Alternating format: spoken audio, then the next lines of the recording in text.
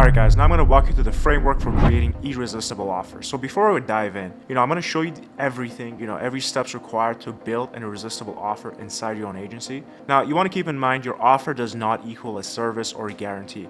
Your service and guarantee are a component of your offer. Your offer embodies the transformation that will help your clients achieve the desired result. Now, to create an irresistible offer, you need to understand what your customers truly desire, what value they're looking for. Your service and guarantee are a component of your offer, but they're not the offer, okay? So there's many components to the offer itself. There's a niche, there's a transformation, there's the price, there's a mechanism, there is the guarantee, there's a service itself, but your service and your guarantee are not the offer. And what you want to do, you want to understand and match your marketing with the levels of the market itself, okay?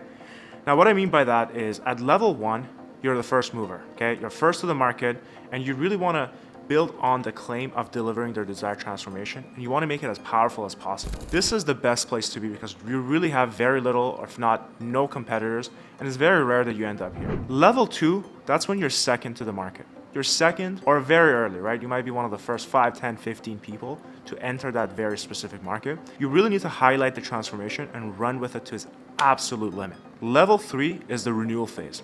So your prospects have now heard all the claims and you need to come up with a new mechanism or a proprietary method. And level 4, you need to come up with a better mousetrap. This is when you create a new product, make it better. Unlike stage 2, this is where the focus is on the vehicle itself. You want to elaborate on the new product and all the shiny bells and whistles, okay? And level 5, that's absolutely where you don't want to be. That's when your market no longer believes in your messaging or advertising, and your service is basically a commodity. That's when they say, well, so-and-so does it for cheaper, right? Something like website development, it's more of a commodity nowadays because you can go get it done for cheap and fast.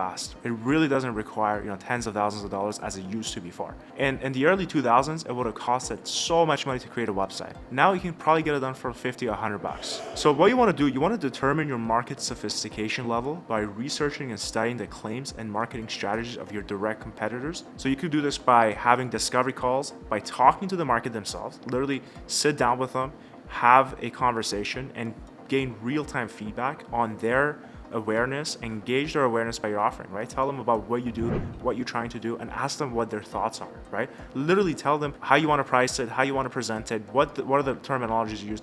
You'd be surprised, an hour or 2 hours of your time will make a significant impact on your business. So if you find yourself on level 1, your prospects are completely oblivious and have never heard of your service before, this is the best place to be. They have no idea what you do, and basically, it's really simple, right? This is going to allow your advertising to be a lot cheaper, your cold emails to be more effective, and you can actually book more sales calls because there's that curiosity factor. And this is going to be, you're the only player there, right? So you can really set the rules yourself. Now, keep that in mind. Being the only player has the problem that is also that the problem may not be big enough for people to want to solve. And keep in mind, being the only player does not last forever. It might be a few weeks, months, maybe a year or two. Once you start to make a lot of money, people are going to hear about it, and other people are going to start competing there. And when I started my agency a couple of years ago, where we help financial advisors to generate leads, I was one of the very first people that would do this.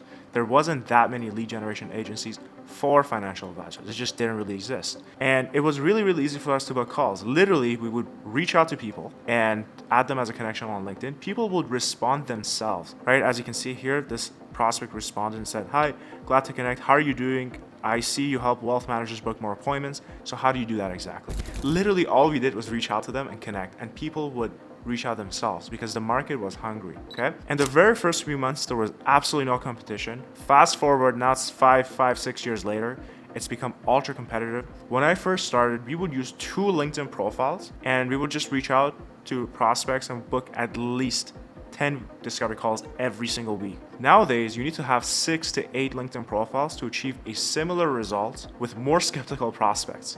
It's the same exact medium, it's the exact same things we're doing. It's just much more noisy. It's very, very noisy. Back in the day, we'd send 200 cold emails a day, and we get so many positive responses. People wanted to talk to us, people thanking us. Now we do 2,000. Nowadays, it's completely different. So you really got to cut through the noise, okay? That's the most important thing. So if you're at level 1, you want to maximize the hell out of it because it's definitely not going to last forever. Okay? And at this stage, all your marketing and sales are going to be super easy. The market is unsaturated, it's completely fresh. So all you need to do is simple, straight to the point, and just present it to them. You don't have to put any fancy bells or whistles on it. And back in the day, I used to think that my offer and value statements had to be super complicated, But Sam Evans, I suggested that I do otherwise. I was in one of his programs, and I basically asked a question in Skool, and I was one of the first few people to use Skool. In fact, I had to sign an NDA. I was probably one of the first 50 or 100 people to ever be on the platform. And basically, I just said feedback. The question I asked was feedback on my minimum viable offer. And he said people have all kinds of problems. The key is to find one problem that's most important to them and shape your offer around that. And the way your offer packs a simple punch is the most important place without being overly complicated. So he suggested I literally use the headline, which is I help financial advisors get clients online. And because my market was so unsophisticated at the time, this resonated like crazy because it was so simple. It was hard to confuse what I do. It was very straight to the point, and it created curiosity. My clients, financial advisors, tend to, back in the day at least, just get clients through seminars, center influence relationships, so referrals from accountants, lawyers, and referrals. That's all they did. So the idea of getting clients online, it's very, very revolutionary to them. So I did that. I literally said, I help financial advisors get clients online, and it worked very well, very, very well. I basically ran that for probably a year, and eventually I ended up at level 2. And other competitors start to participate, right? They get into the same market and they want to make money. And you're no longer one of the only few. Now there's more competition. Now what happens is people reduce their prices, so on and so forth. Now that your prospects have a wider range of options available, it's important to strengthen and improve your offer. What happens is at some point in time, either people copy the same thing or more people start doing the same thing, and it just becomes more noisy. So you want to get more clear and you want to make it more irresistible. So my offer was we help financial advisors generate 13 to 25 appointments every single month. And that was it. And I ran that for a good year, and it worked very well, very, very well. And it was getting lots of appointments, and eventually I ended up at level number 3, right? And that's when we have more competition, more people are competing for the same things. And what we're trying to do is everyone's trying to outdo everyone else's other claim, making it bigger, better, and faster, right? And the market is now flooded with exaggerated promises. People are starting to doubt the authenticity of what you're even offering, and even if your offer is even good enough. And what happens is your marketing no longer works. It becomes dull, and people are just numb to these things, right? When they hear it, they just scroll past it. Back in the day, when you'd email people, they would actually read it from start to finish. We would send cold emails that were this big, right? Nowadays, we keep it super short, 3 to 4 sentences, because that's what people's attention spans have become. So what you need to do is we need to have a proprietary method. You need to have a clear and compelling competitive advantage that differentiates you from the rest of the marketplace. And in most cases, what you need to do, you need to have your own proprietary method that completely separates you from everybody else in the market who's doing the exact same thing. So your method serves as a mean to differentiate you from other competitors. Now, this can be a framework, it could be an appointment setter, it could be a closer or a software. What you could do is you could say, we help financial advisors book 3 to 5 appointments a week through our Elite Advisor Framework. Now they say, Martin, what the hell is the Elite Advisor Framework, right?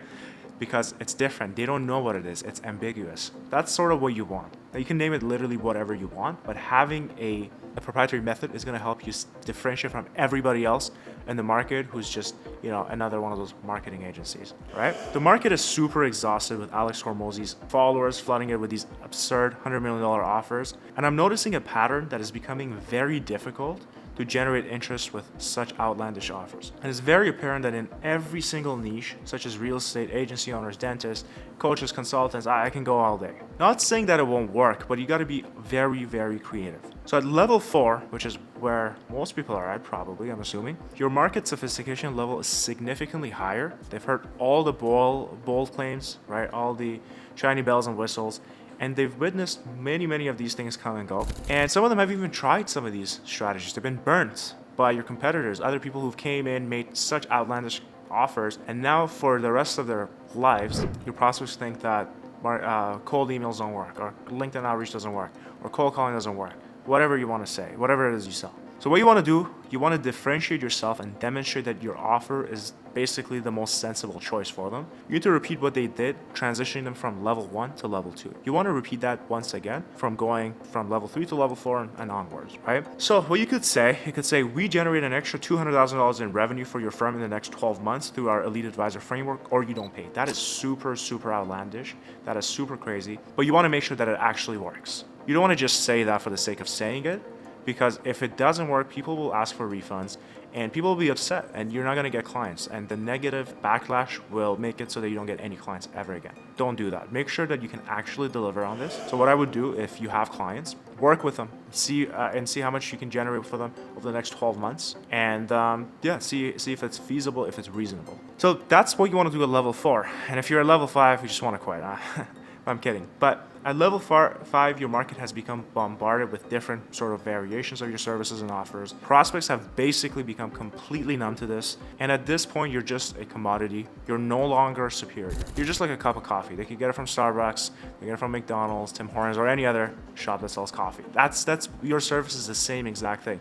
It doesn't have what it used to have at some point in time. And I preface this by taking some screenshots of my inbox. I literally went in and took 4 screenshots. And everyone's saying the same thing. Hi Martin, I can help you get 70 appointments per month. If it doesn't work, I pay you $2,500. Open to chat. That's ridiculous, right? And I don't even believe that's real. Next one. Hey Martin, if I can help you build a B2B lead gen agency and help you scale to 10-20K a month in 180 days, would you be interested? See, they're all so outlandish, and I just skip past it. It's just noise.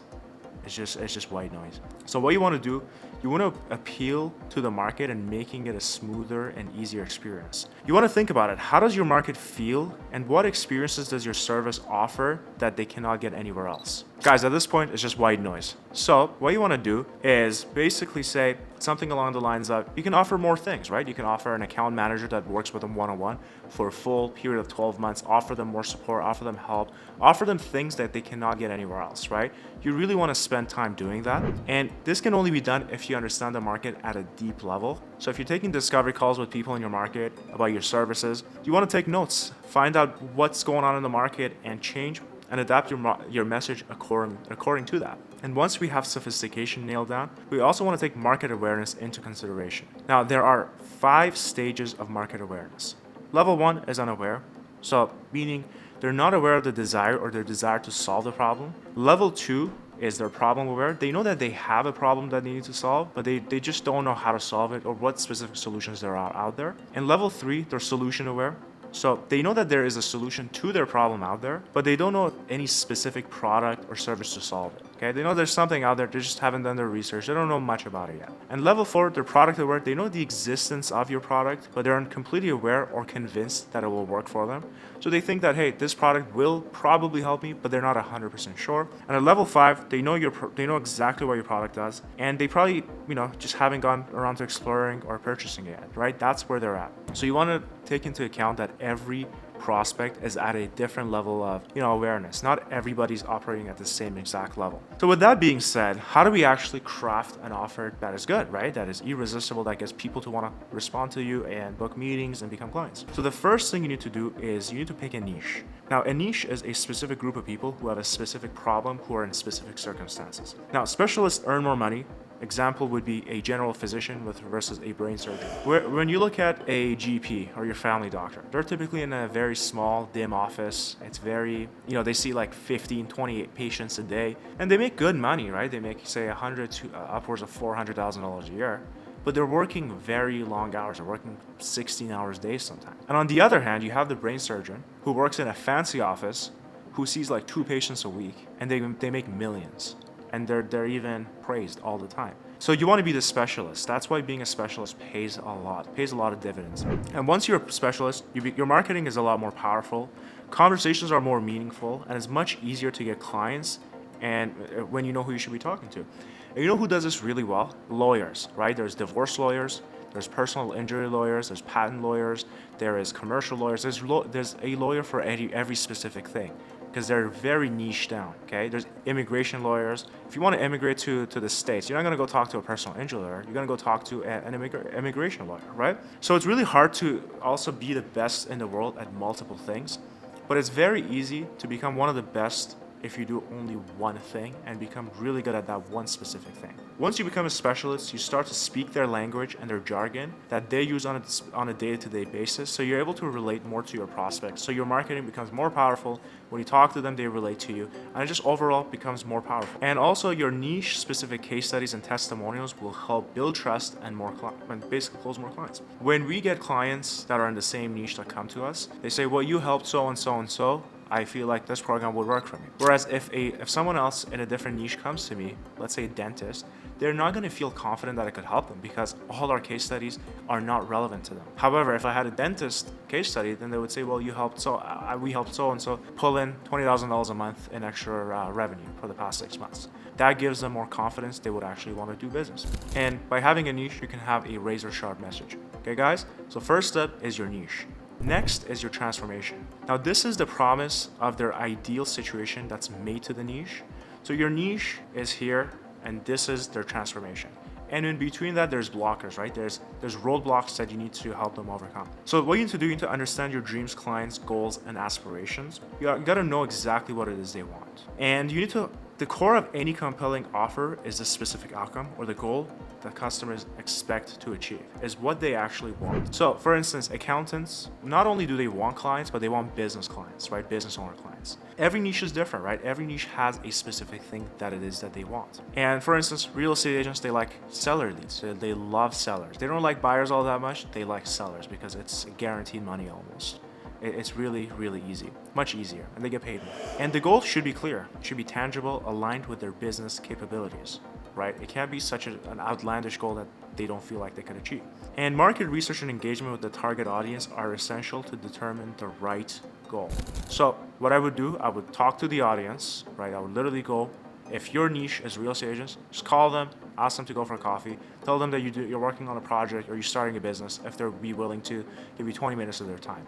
Go to ChatGPT, literally ask ChatGPT questions that would answer, that will uncover their biggest hidden desires. Watch YouTube videos. Reddit, there's a lot of good Reddit threads that you could check out. And you want to understand your customers' pain points, aspirations to create a goal that really resonates with them. You don't want to give people things they don't want. And the goal should be ambitious, yet attainable to attract potential customers. You don't want to say something that's super, super unbelievable that they just don't reply to.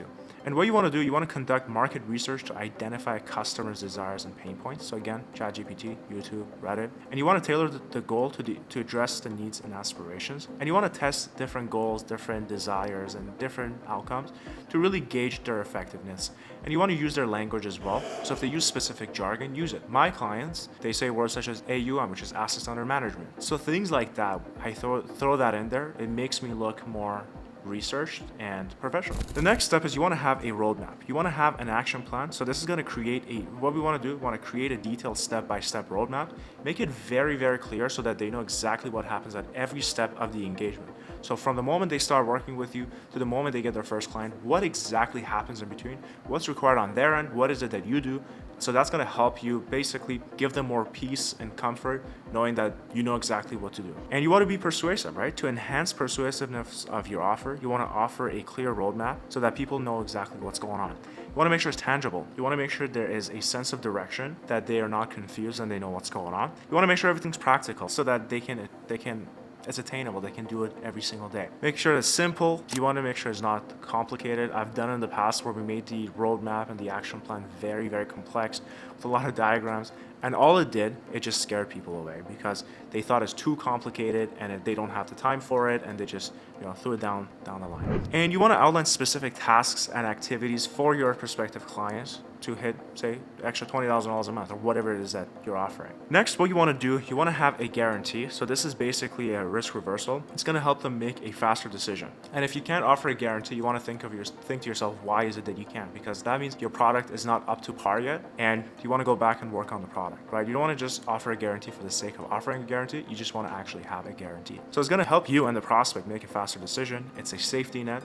so that in case things don't go out as you mentioned, that they can get their money back and you guys walk away as friends, right? And it's just a risk reversal, right? They feel less risk, making them make a decision faster, and it's going to help them have a better overall experience. So some examples of this would be, money back guarantees. We guarantee 10 appointments, X result in X amount of time, or you get your money back. You can give them a 6-month break clause with a percentage of their money back so that if they want to cancel within the first 6 months, they get X amount of their money back. And you want to create a break clause that, if it doesn't work, that they're confident with it, and worst case scenario, they still can get some money back. And then basically the next one is the price. So the price is the amount of money the niche is willing to pay. Now, this isn't always monetary. It could also be the time that they're willing to spend into this, right? So the price is dependent on the transformation and how big of a problem you're solving. The bigger the problem you're solving, the more money you can get paid. Now, this isn't always true as well, because you could be solving a very big problem for real estate agents. But if you're solving a problem for a business that only makes 100 grand a year, they could probably afford to pay you 20 grand a year. You're doing the same thing, you're offering marketing. Whereas if you're solving a problem for a business that's making 2 million a year, they could probably afford to pay you 50, upwards of 100 grand a year. It's almost the same amount of percentage in terms of revenue growth.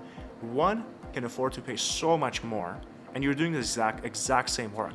So you might as well go after a market that can afford bigger tickets, and you can solve bigger problems for them so they can actually pay you and everyone's happy. Now, an example of this is an offer that I created here. So basically the offer says, we help real estate agents add $10,000 a month in new monthly commissions to your business in 90 days or less through our agent attraction framework, or you don't pay. Now, the reason why I did this is because real estate agents is probably one of the most saturated niches out there. There's literally thousands of agencies out there. You got to be very aggressive with this one. Now, you want to have terms. You don't want to just say that, right? You want to have foundations and a proper infrastructure. So customers are entitled to a full refund if they participate in at least 4 weekly group sessions, complete all action items from the following sections of the consulting program. So you want to basically give them tasks, things to do. So they need to watch videos. So what we do is we have videos built for our clients. So you want to do the same thing, right? A training portal. So it could be, for instance, getting set up, phase 2, phase 3, phase 4, and demonstrate to us that within the first 90 days of their purchase that they've done all these actions. Clients who've taken these actions tend to achieve best results. So this practice aims to hold people accountable to doing the work and achieving the best possible outcome. If customers cannot demonstrate that they have completed these steps within the 90 days from the date of purchase, they're not entitled to a refund. Next, we want to talk about responsibilities. So what responsibilities do they have on their end? You want to make sure that they're running their campaign, if you're running paid ads, for a minimum of $20 per day, or whatever that number is. Maybe you think $10 is enough, or $50 a day is enough. $20 a day for the entirety of that 90-day period. Respond to all your leads within 24 hours. Respond and call all the leads once every 3 days for at least 10 times, and we'll provide you with all the assets, offers, templates for you to turn these leads into appointments. And you also want to add another element to this: organic marketing. You want to say all our clients need to create 3 organic marketing pieces for Facebook Marketplace, community pages, or just creating organic content on their Facebook profiles.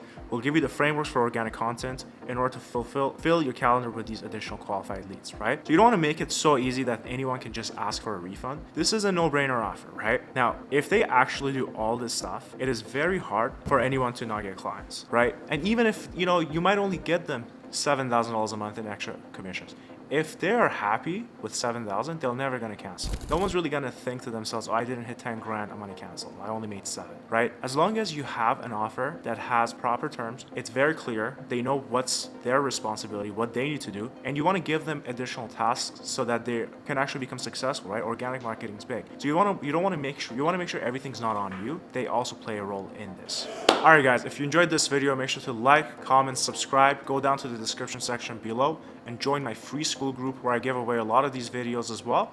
And I'll see you in the next one.